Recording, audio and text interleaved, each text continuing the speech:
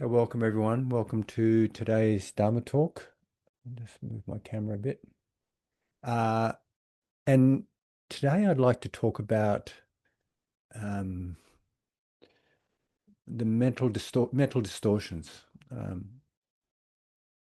which are kind of pivotal in the practice of what we do in Buddhism, uh, which is eradicating the causes of suffering so that we have no suffering, and also waking up to this reality of just this, just now, the reality of Nibbana. Prior to, well, some ways we can describe Nibbana is as desirelessness, as emptiness. These are the features of Nibbana, by the way. Desirelessness, emptiness, and signlessness. Signlessness means that it doesn't have, it's non-conceptual. Like we tend to create the world with our concepts. So Nibbana is free from that. So anyway, I decided to talk about this because I've recently been on a journey. I went, just returned a couple of weeks ago, and I'm about to go again in 2 days. I'm about to go away again. But the journey I went on was a road and hiking trip down the south coast of New South Wales and down to Wilson's Promontory in southern Victoria, and then along the Great Ocean Road. It was fantastic. It was really wonderful. And there's nothing like a trip away to realize how unenlightened you are. It's really, I noticed that. And of course, when you're traveling, you have to organize things and have to pack up. And I have a tray on which goes on, a tray on is like a caravan on the back of my ute. I got a tray, I got a Isuzu D-Max, which is this, it's like a tray ute. And you take the tray flaps off and you slide, you drive under this Isuzu, this tray on. It's called a tray on, and then you lower the legs and you've got a little caravan on the back of your truck. So I went away with that, and there was a lot of things to organize, and very busy. I was very busy before I went, and then I went away, and of course, when you're setting up, break, break, packing up, camping, there's all sorts of things you need to meet. And I noticed that I didn't have that much time to do formal meditation because, there wasn't anywhere to meditate other than my car, which is pretty good anyway. And also, there was so much had to do, like you had to cook meals and you had to pack up the camp and make sure everything's done. And if we went walking every day, so we had to pack lunches and so on and so forth. And various things happened. And I realized that my mode of being was to kind of sit with mindfulness, just endeavor to be mindful. Because leading up to this going away, I noticed that I was swearing a lot. I was, swearing to myself. I wasn't swearing at anybody, but it's just to myself. Like things would be happening, like, you know, rope wouldn't be long enough, or, something wouldn't go the way I'd want it to go. So I noticed that I was swearing, and I realized, Malcolm, this is a sign that you're not mindful. You're not mindful right now. So I endeavored to turn it on. And what I became mindful of was some wonderful experiences. Of course, walking down the coast near Eden, like there's a light to light walk, and it was absolutely stunning, beautiful. And there was nobody else on it. It was just me and my partner. And then Wilson's Promontory, amazing. And so there was all these beautiful experiences of awe and wonder and being in nature and just stunning, as well as all these defilements that would come up, all these mental distortions would come up and somehow kind of churn me around. So I thought it would be a good thing to talk about the mental distortions and provide some examples on how they arise and how they are, and also give some ideas about how we work with them. So essentially, um, the way we work with the mental distortions is with the Eightfold Path. It is with the practice of wisdom, ethical development, ethical development, or sila in Pali, it's called sila, or this foundation of ethics and meditation. I mean, but that's basically it. This is the Noble Eightfold Path. Right view, right intention, right speech, right action, right livelihood, right effort, and right mindfulness. And as I mentioned in the introduction today, the essence of the Eightfold Path is actually cultivating the wholesome and releasing the unwholesome. The unwholesome are the mental distortions. So how do we work with them? But I'll first of all talk a little bit more about these mental distortions. Um, in Pali, they are called kilesa. And kilesa, I learned this from uh, a scholar, a scholar of Buddhism, and I was listening to a talk of hers in it's actually Alan Wallace's wife.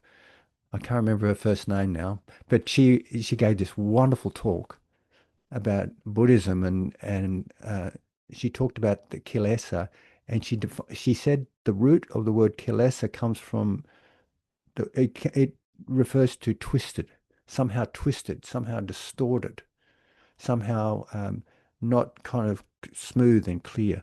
So this word kilesa usually refers to the defilements, and I think I kind of wonder about that one. Defilement means somehow our purity of mind is somehow defiled, I suppose. It's also called they are also called the corruptions, and they're also called the mental distortions. And they cloud the mind. They block us seeing things clearly. They block us from they block us from waking up. Uh, and uh, they block they block spiritual progress. So at the root of these, well, the main kilesa are the root causes of suffering: greed, ignorance, and hatred. And you've often heard me talk about greed, ignorance, and hatred. And that's the fundamental thing.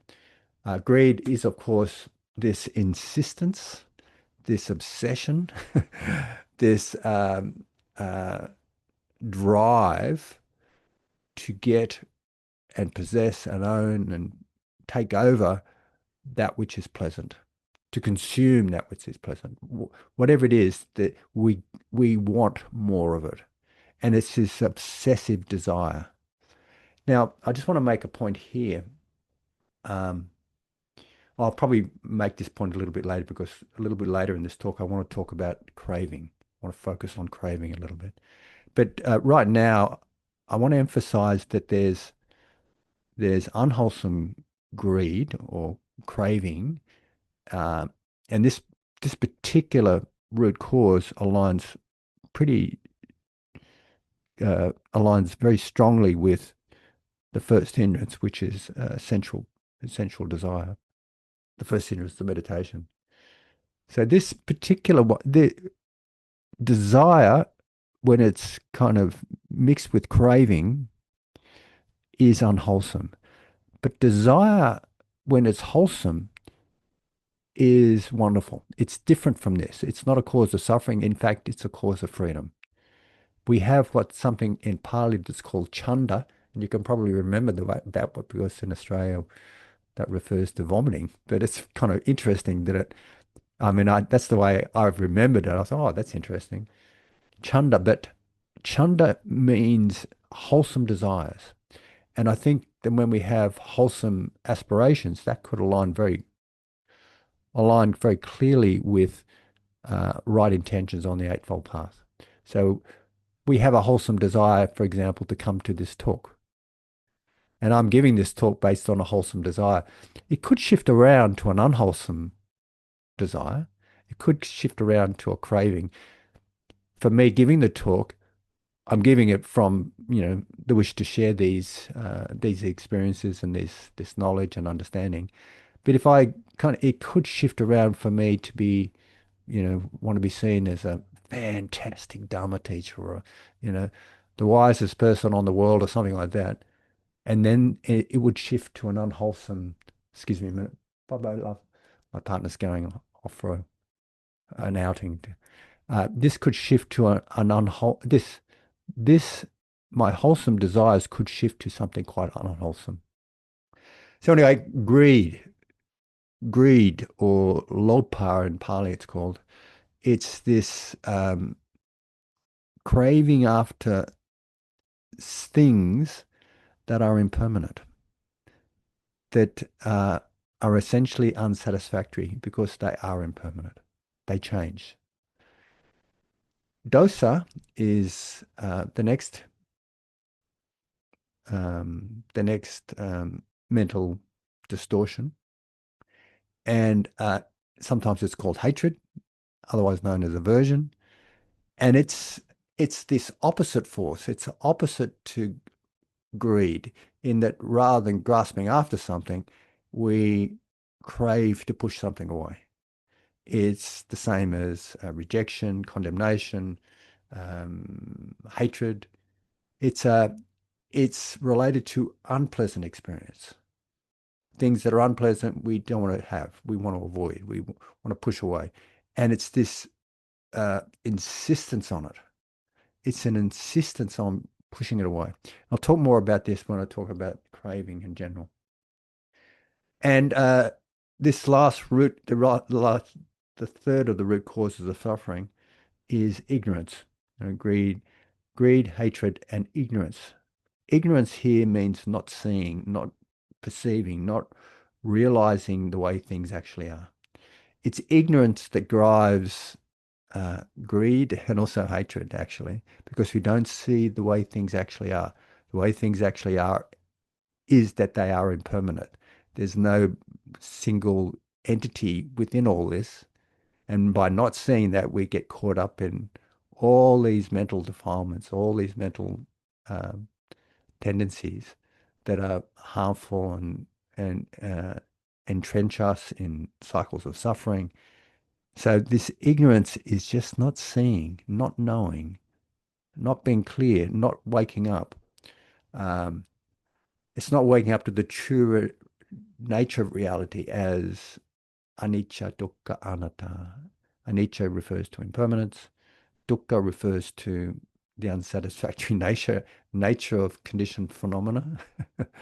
Condition anything that's conditioned. In other words, anything that arises and passes is unsatisfactory because it just doesn't last. It's uncertain, it's unreliable. And anatta, of course, refers to um, uh, there's no single entity or no single thing in all this. Rather, they are streams of dependently arising processes interacting. This is life. All things are like these streams, all conditioned phenomena. Hi, Tali, welcome. So, so they're the three of the first those root causes of suffering are three ways we can describe the mental distortions.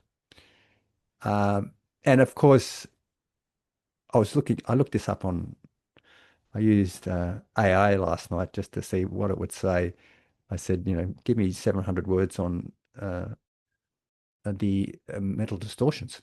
I came up with great. It was actually about 800 words. It was fantastic. It gave me this list of things, and uh, it elucidated that there were 10 principal kilesas. That's pretty cool. I didn't know that before, but I was thinking about it, and I think, well, you find there's the three root causes of suffering as three primary uh, mental distortions, and then you have the mental distortions appearing in the hindrances, obsessive sensual desire, ill will, aversion, um, sloth and torpor, restlessness and agitation, and paralyzing doubt. You see the hindrances in that. Sorry, you see the mental distortions in that. You also see them in the fetters. I've talked about the fetters before. I won't go into details about all the fetters because the 10 fetters also contain four of the hindrances anyway. But I was thinking about this, and oh, no, you also see it in the armies of Mara, and I won't go into the details of the armies of Mara, but you will also see the distortions in that. But then when I typed it in to AI, I come up with these 10 principal kilesas, which is great. So of these 10 principal kilesa, we have mana. And you've heard me talk about mana. Mana is the Pali word. It literally refers to Pali, it literally translates as to measure. And what we talk about it, often on these Dharma talks is something called the conceit I am, or the self-conceiving function of the mind. It's um, it's this constantly comparing ourselves with another, and the way we compare and contrast is that we're either better, worse, or the same. It's making a self-concept about ourselves, clinging to it as our identity, and then uh, clinging to it, yeah, making a concept, clinging to an identity as I, mine, and myself. In fact, it's the I am process. And in fact, when we look in deeply to that, with wisdom, we see that there's no thing there. There's no single lasting entity in ourself and all streams of conditions. So the other word that came up for mana was pride. And uh, and I think that comes out of Mahayana Buddhism, and what they said is an inflated sense of self leading to comparisons with others and feeling of superiority, inferiority, or equally. That's, we're either better, worse, or the same, which are all rooted in a reified sense of I. So this word pride, I think that that's probably not as accurate as conceit. The word pride for me means that we kind of just tend to identify with an inflated sense of self. But the term conceit, or this conceit I am, it also refers to when we feel we're superior and when we feel we're not good enough, or when we feel we're at the bottom of the rung of humanity, or we're just, you know, so bad that we're not worthy of being in humanity. And I remember one of the disciples of the Buddha went up to Sariputta, or maybe in Sarip, no, went up, I think it went up to Sariputta saying, oh, my meditation's not good enough. You know, and Sariputta said to him, that's just conceit. So this idea of, say, like if I said, oh, I'm a failure, I'm no good, I'm useless, I'm a so and so, that's a conceiving of a self and identifying with this self-concept. So it's still this process of mana. It's still this process of conceit.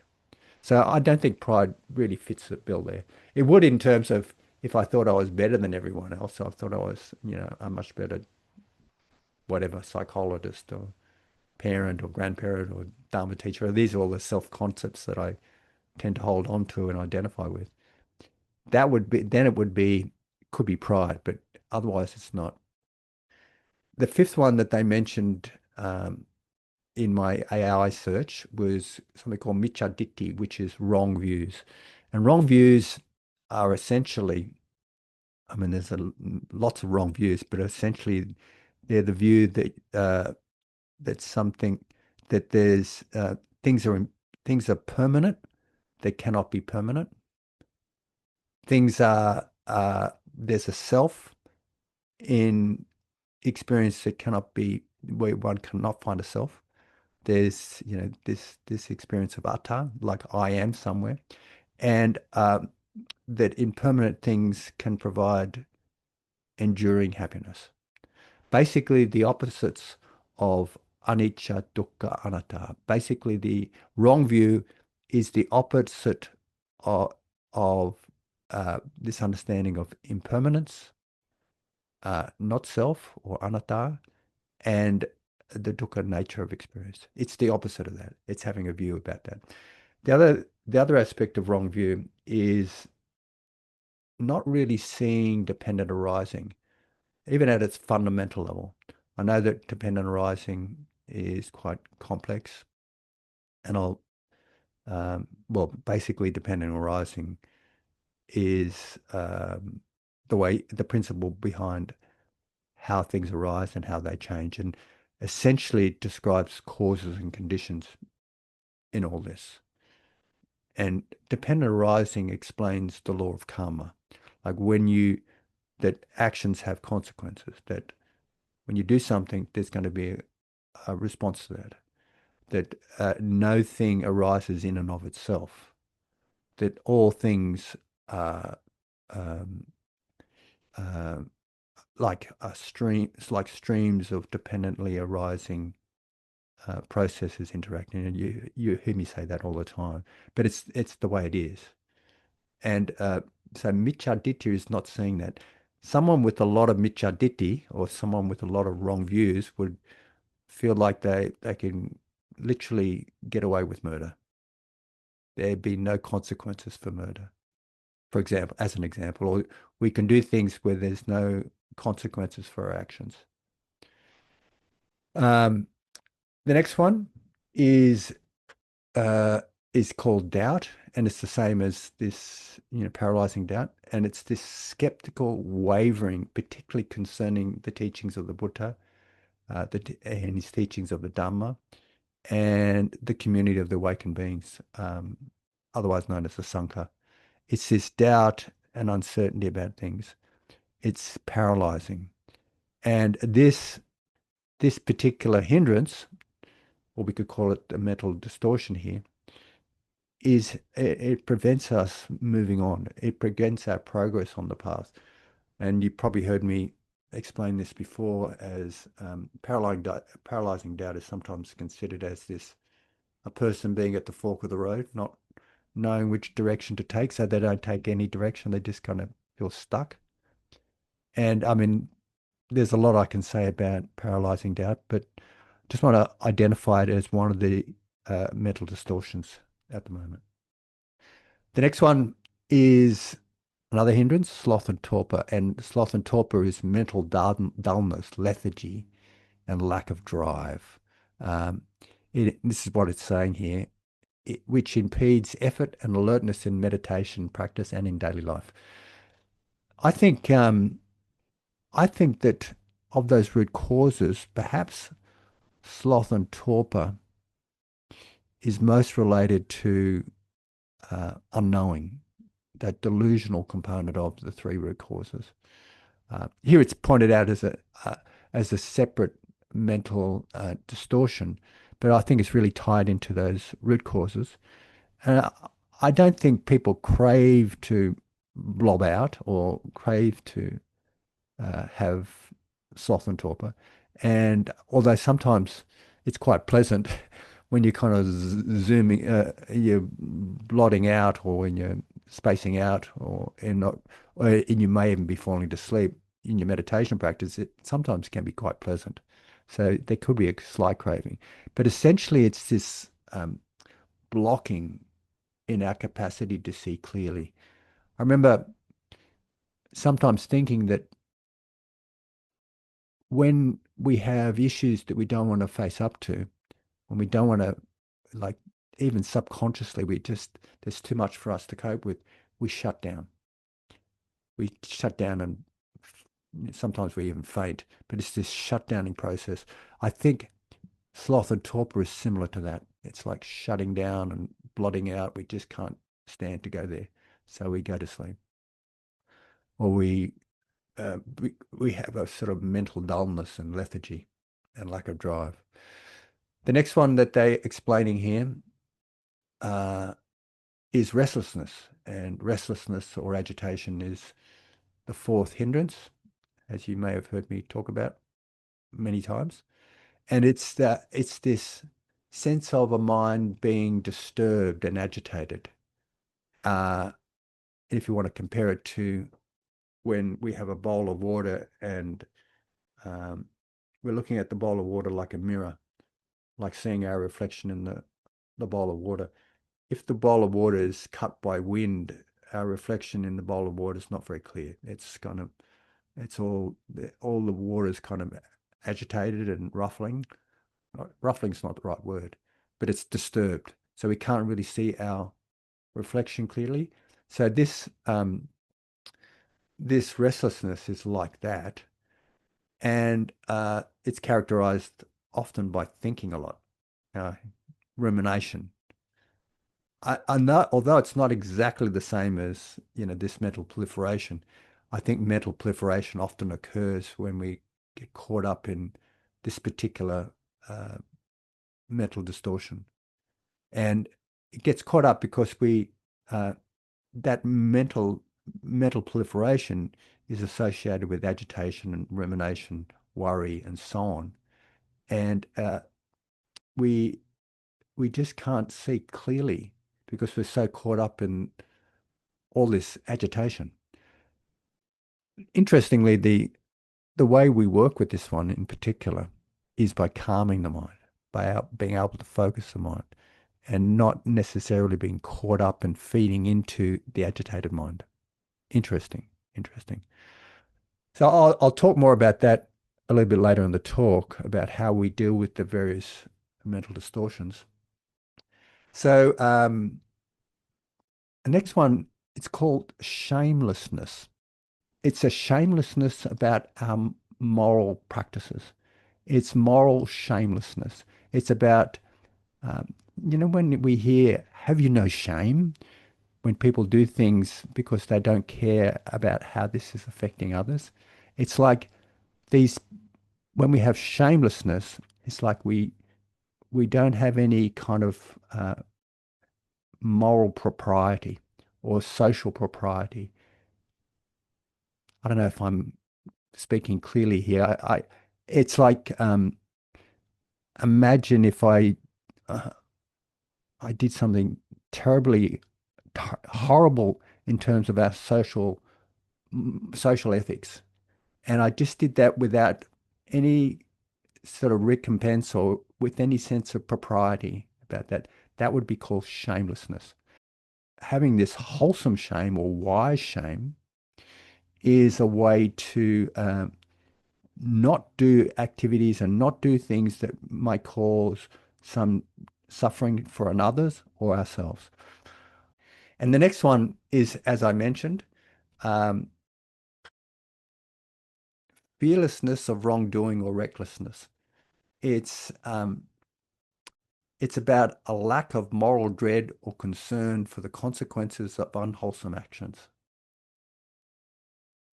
So this shamelessness, or having wholesome shame or wise shame, and a sense of wholesome fear, if you could call that wholesome fear about negative consequences. Like I wouldn't like to just kind of throw my bin out in the street and empty all the garbage there, because I have this kind of reticence about the unwholesome consequences of that. I don't want my neighbors complaining and all the rest of it.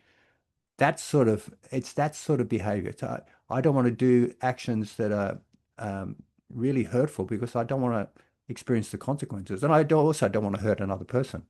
So it's this, when you have none of that, it's a mental distortion.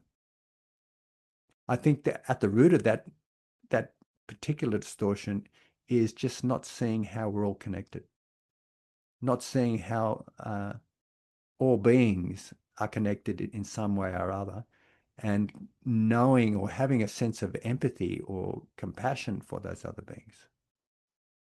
It's a quality of ignorance.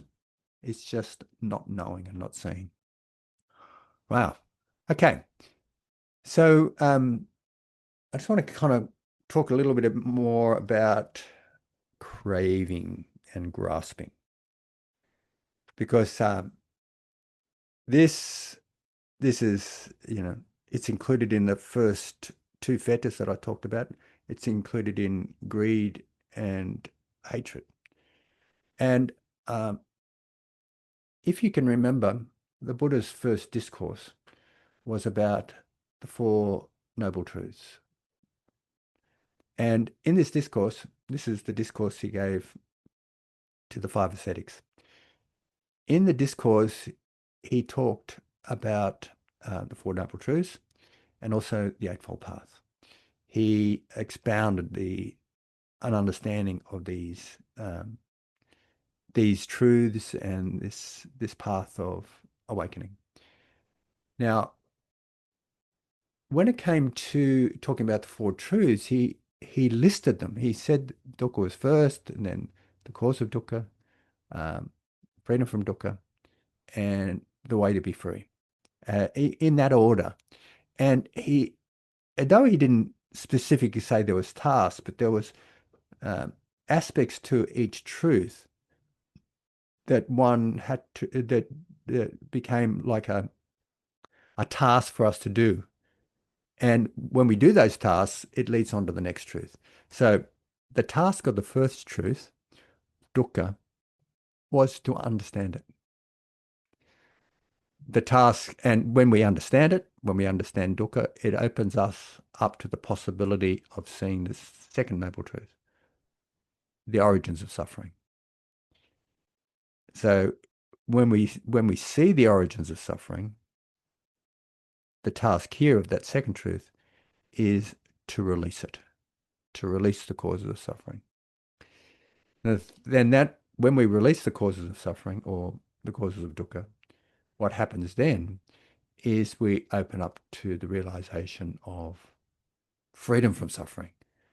When there's no cause of suffering, there's no suffering. So this is the third truth. It's called, sometimes we call it nibbana, but it can be understood on an ultimate level and also a relative level. And so to the extent that we let go, to that extent we'll experience nibbana or freedom from nibbana.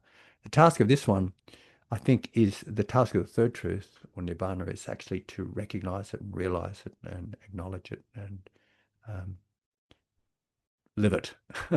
Actually, the task of the fourth truth, and when we do that, when we realize nibbana, we have no option. Well, it's not more like not an option, but it's so strong in us that we have to live the reality of this understanding. And living the reality of this understanding is the Noble Eightfold Path. Right view, right intention, right speech, right action, right livelihood, right effort, right mindfulness, right concentration. It's that, and again, at an ultimate level, ultimate realization of freedom with Nibbana, we would live a life, a blameless life. We would live an ethical life. We would live in a way that's practicing that path, practicing that awakening. And at relative levels where we may not be fully awake, we would be endeavoring to live a path of wisdom, ethics, and meditation or mental cultivation. So this, when the Buddha said this, he said the second truth or the second noble truth, the cause of suffering, was craving. Craving. That's interesting. I mean, if you look at it realistically, well, it's more than just craving, but craving is key in these cycles of suffering. So coming back to the Four Noble Truths, the Four Noble Truths are an example of dependent arising. And here we're talking about dependent co-arising for you, Paul. This is the mention. Dependent arising. Dependent arising is the principle behind how the Buddha explained how things come to be and how they also cease. And it's quite complicated. It's profound, yet it can be explained, and it is explained in the sutras as in a quite a simple manner throughout the sutras. It's something like this. When this is, that is. With the arising of this, that arises. When this is not, that is not. With the ceasing of this, that ceases. So it's this understanding of how things are conditioned. How things are conditioned. So coming back to the four truths, when there's suffering, sorry, when there's craving, there's suffering, there's dukkha. When there's no craving, there's no suffering. If that makes sense. So that's a simple explanation of it. That's a simple explanation of the dependent arising in terms of the four truths. Now, of course, sometimes dependent arising is considered as 12 links in a cycle. Often it's described as this 12 link cycle. And and here one thing conditions another, and it conditions another, conditions another, conditions another. Ignorance conditions consciousness. Consciousness conditions body mind, like this a being. When we have body mind, it conditions six sense spheres: sight, sound, smell, touch, taste. When we have six sense spheres, um, we have contact. Contact here refers to the coming together of a sense object and a sense perceptor. Like when I, when my eye sees something, there's a contact. And so it's this, it's part of this process. So contact then conditions feelings. Feelings, otherwise known as Vedana, refer to the hedonic quality of experience as either pleasantness, unpleasantness, or neither. Now, here's the big key. Feelings condition craving. Craving conditions grasping or clinging. Clinging conditions becoming. Becoming conditions birth. Birth conditions aging and death, which conditions ignorance. This is when this is that is. However, if it was like that, if there was no freedom, it would just continue to go like that. And that's what happens with samsara. We get caught up in this cycle of feelings lead on to craving, craving leads on to grasping, and so on and so forth. But at this point of feelings leading to craving, there's an opportunity to short circuit the pattern. There's an opportunity to be mindful of feelings just as feelings so they don't need to condition craving. There's three types of craving. And one type of, it's called kama tanha, bhava tanha, and vibhava tanha. That's in Pali. Tanha refers to craving. And craving tanha literally translates as thirst. Um, Kama tanha is called sensual craving. We crave for things of the senses. It's pretty well aligned with that first root cause of suffering, lopa or sensual craving. And it's about getting that which is pleasant and holding on to and consuming it. Of course, it's unsatisfactory because things that are pleasant don't last. And if we make our happiness dependent on things that are impermanent, it's going to lead to ultimate unsatisfactoriness. So that's the first type of craving. Um, I mean, you could say that like I like chocolate, and I notice when I eat chocolate, you know, kind of brightens me up and it tastes really nice. And I know that this doesn't happen with a lot of people, but with me, when I have one piece of chocolate, I want another, and then I want another. And it takes a lot of discipline for me to say, stop. That's enough, Malcolm. That's enough. Okay. So that's an example of sensual craving. Oh, and if you want to think about the craving of the senses, sorry, the mind, like what happens here is we crave for pleasant things of our mind. Like, and there's lots of mental things that are pleasant, like ideas and so on. And I noticed this one particularly the other day, a couple of weeks ago, when I was watching a film called Spit, where starring David Wenham. It's a beautiful film. I highly recommend it. That's Spit's short for Spitario or something like that. Anyway, an Australian comedy, kind of it's quite deep and all the rest of it. And it's a really beautiful film. I laughed a lot and I cried a bit, and it's a wonderful film. But as it was finishing, there was this last little kind of, I don't know, must have been a blooper or something like that, with David Wenham playing the piano on the reflected glass. It looked like it wasn't a piano, but he was playing, and there was this reflection of his face and his fingers moving up on this glass table. And it looked really cool. He was playing. It was like he was playing the piano, and it was really a wonderful, beautiful image. And I noticed um, the credits rolling up, and I wanted more. I wanted more. This is really enjoyable. This is a really great film.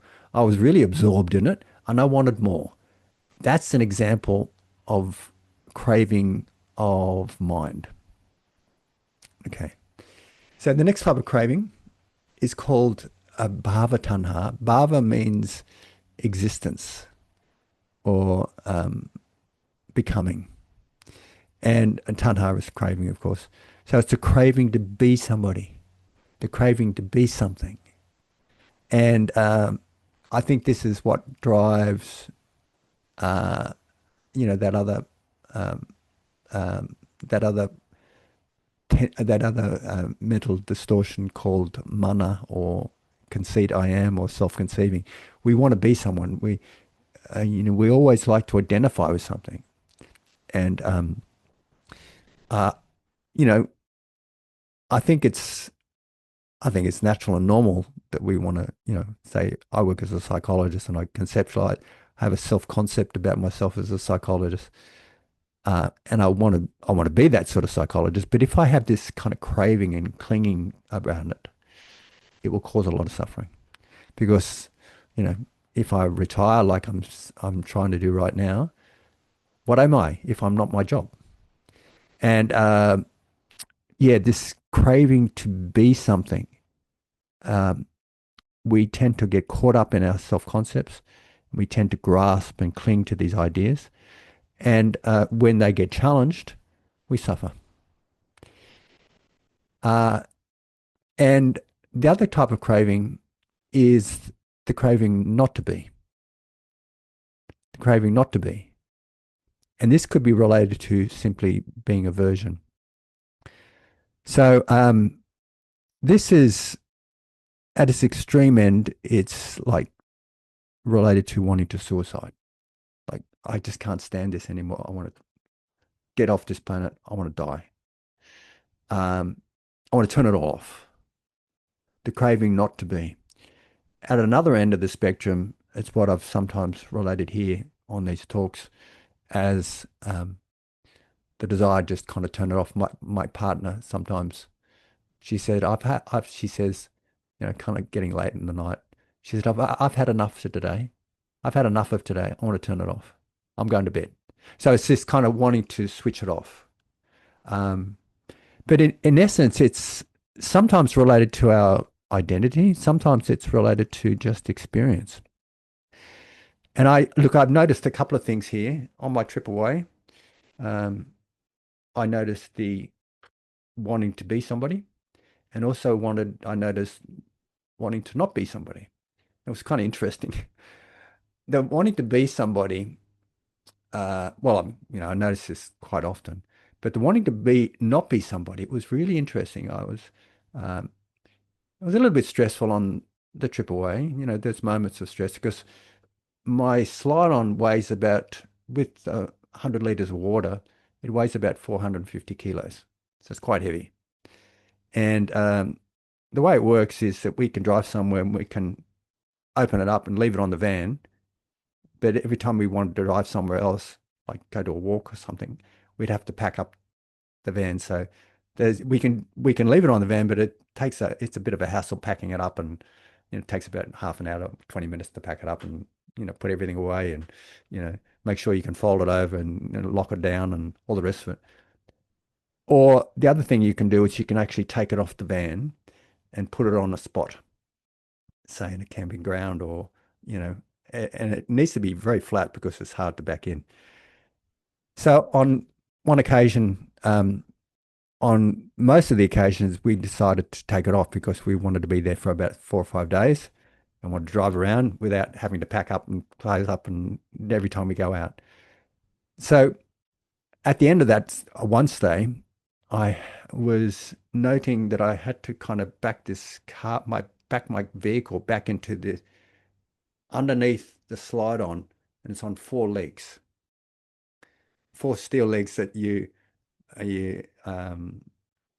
there's a screw in it and you can use a drill to bring it up and down. So it's quite it's quite a process. Anyway, I'd I packed up the van. It was all ready to go on the back of the truck, and then I have to drive it back in straight. And there's it's driving back in straight about with an area of about 10 centimeters either side. Either side, 10 centimeters. So here I am trying to back it in. And the best way we do it is I look in my rear camera. I got a camera in the rear, put in the reverse and look in the rear camera. And also Mary gets on the phone, my partner, and she's in the back telling me, "Matt, no, no, left, left, right, right, right, left, left, right." And here I am trying to back it in. And Mary's going, "No, no, no, no, too far, not enough. Turn right, left, left, forward," and so on and so forth. And I eventually got it in and it missed the leg by this much, like about a millimeter. So I thought, oh no, I better take it out. That's too close. In addition, if I wanted to lower it down, it would kind of be twisted and I have to, twist it around to put it on straight. So I push it out again and I drive it out again and go backwards and forwards. It took us about an hour and a half on this occasion to get it back on. And my partner made this remark. She said, "Malcolm, if you're a blokey bloke, you wouldn't have so much trouble.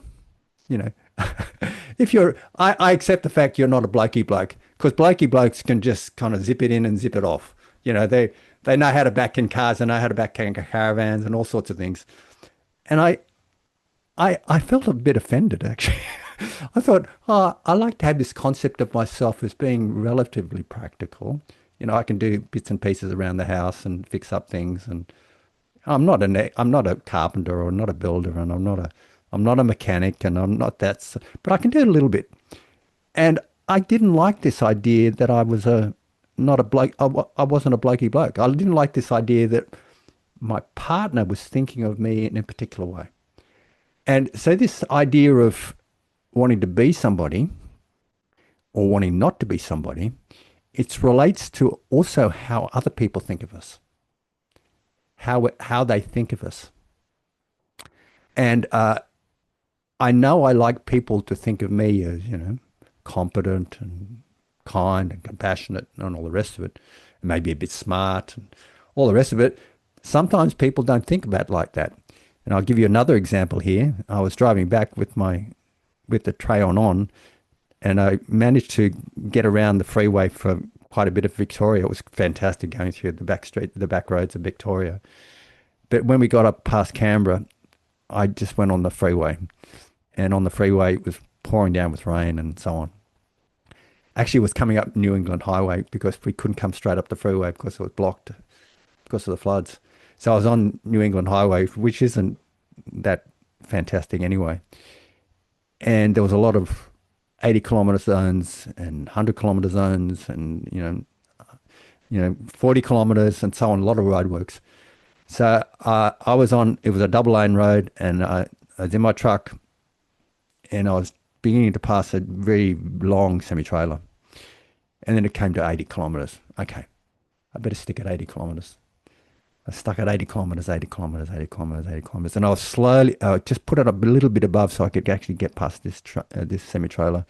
And I moved on past, and I thought I better give a bit of space past this semi-trailer before I go in. And I noticed this in my rear vision mirror, a semi-trailer about a meter from my tail. I thought I better get in quickly because he's a meter from my tail. So I just moved up a little bit more and went and put my blinker on, and he passed me on the inside. He passed me on the inside. And as he passed me, he bipped the horn and he didn't quite yell at me, but I imagine he was yelling at me like I was an idiot for going so slow. And I think then I realized that it actually changed to 100 kilometers an hour. And I actually felt a bit foolish. I felt like I'd done wrong on the highway. In fact, I felt like I'd missed out on something. And I noted that as not wanting to be somebody. I don't want to be foolish. I don't want to be a fool. I don't want to be, you know, inefficient. I don't want to be this particular person. So there's, I mean, this sort of comes up a lot for us. These feelings of wanting people to see us in particular ways and not wanting them to see us in other ways. So, how do we work with all this? Well, I'll give you another example. And this example is of me um, having a, I had a root canal work done on my tooth yesterday. I went to Tugun. It's Gold Coast. So it's probably about an hour and a half drive. I went up there and it was quite a strong, all this stuff going on in your mouth, putting things in drills and things put in your mouth. And just before I went in, I started to get diarrhea. So I was having this diarrhea and I went in and I sat down on the chair. And then she said, oh, this will hurt a little bit. I'll put the needle. She puts a needle in the top of your mouth and it is really a sharp pain. But eventually kind of settling and then I felt the need to go to the toilet. She'd done all this stuff. I felt the need. I was worried that I might actually poo my pants. And, she kept checking. Are you in pain? You in pain? No, no, no, no, no, no. But then I was pressing my belly. And I thought, oh, gee, it'd be so embarrassing. I can't, it'd be so embarrassing if I'm in the dentist chair and I poo my pants because I've got this diarrhea. And so it's bad enough to have the physical pain of what's going on, but there's a second arrow here, and that is um, that fear of being embarrassed. It's the fear of not wanting people to see you uh, in a different way, in a way that's not the way you want to be. Um, and embarrassment is one way we can. It's a kind of slighter way we can talk about shame. It's like we don't want people to know about something about us. So she kept asking me. She asked me, "Do you need to go to the bathroom?" Because she must have perceived my sense of putting my hand on my belly, and she said, "I said not right now, but if I need to go, can I go?" I kind of, "Oh." I'm saying that through my teeth, through this. And she said, "Yes, of course, you can go." And that compassion from her helped me enormously. It was like, oh, well, even if I did poo my pants, she's kind and compassionate and she would understand it. So it was one way we can deal with this is all compassion, self-compassion. And other ways we deal with craving is I mean, the whole of the Eightfold Path is about this. The whole of the Eightfold Path is about dealing with these particular mental distortions that arise and working with them skillfully. So essentially, I think mindfulness and all the other seven and the seven factors of awakening, the other six factors of awakening, is probably one of the most efficient ways of dealing with it. Mindfulness, being present with it, being aware, investigation, like curiosity about it, having energy, having joy with it, tranquility, concentration, and equanimity. This kind of process of turning towards the experience and seeing it clearly. Mindfulness is the key way we deal with all the hindrances, by the way. When we can see them for what they are, they're just hindrances. We step back, and when we can see them for what they are with a bit of intelligence, with a bit of wisdom, we see that they are just this mental defilement or mental distortion, and we don't need to feed into it. We don't need to take it personally. We don't need to nourish it, and we don't need to. We can step off it. That particular approach is one of the best ways. Other ways we do it, we deal with the mental distortions, is by not feeding into them, not nourishing them. And it's like sometimes this is like being a parent to ourselves. If you want to bring up the chocolate example, um, when you get to your third piece, it's like you have to say, no more, Malcolm. That's enough. That's enough. Or, say, I know some of you have got young kids, and I've had young kids at some stage. Um, it's like your young child coming out and asking for ice cream at 10 o'clock at night, and you say, no, not now. It's just saying no compassionately. So not feeding into it. And in fact, when we don't feed into a kind of essential craving, what we notice is a little bit of discomfort, a lot of discomfort actually. We really, really want it. But if you can hang in there with it, it just passes. It passes within about 6 minutes, actually. Uh, and other ways we can deal with these mental distortions are by cultivating their opposites. And here I say, like the powers, like the confidence, sattva or energy and mindfulness and concentration and wisdom. When we cultivate these qualities, when we can bring sati panya or mindfulness and wisdom to a situation, we can see it clearly. We can find freedom from it. I think I better stop because I've been talking a long time now, a little bit over the length that I wanted to talk, and I noticed some people falling asleep. So, okay, so um, I think there's a lot of ways we can deal with the hindrances and the mental distortions in general. And I could talk on for hours and hours and hours, but I don't want to overwhelm you with lots of information. And I've just got this last sentence. I wrote something last night. I know this may sound all rigid and difficult to deal with the mental distortions, but don't forget the Buddha said not to be afraid of spiritual pleasure. Spiritual pleasure is good, which because it leads to very refined states of mind. And also remember the importance of happiness and joy. Joy, as you remember, is the fourth um,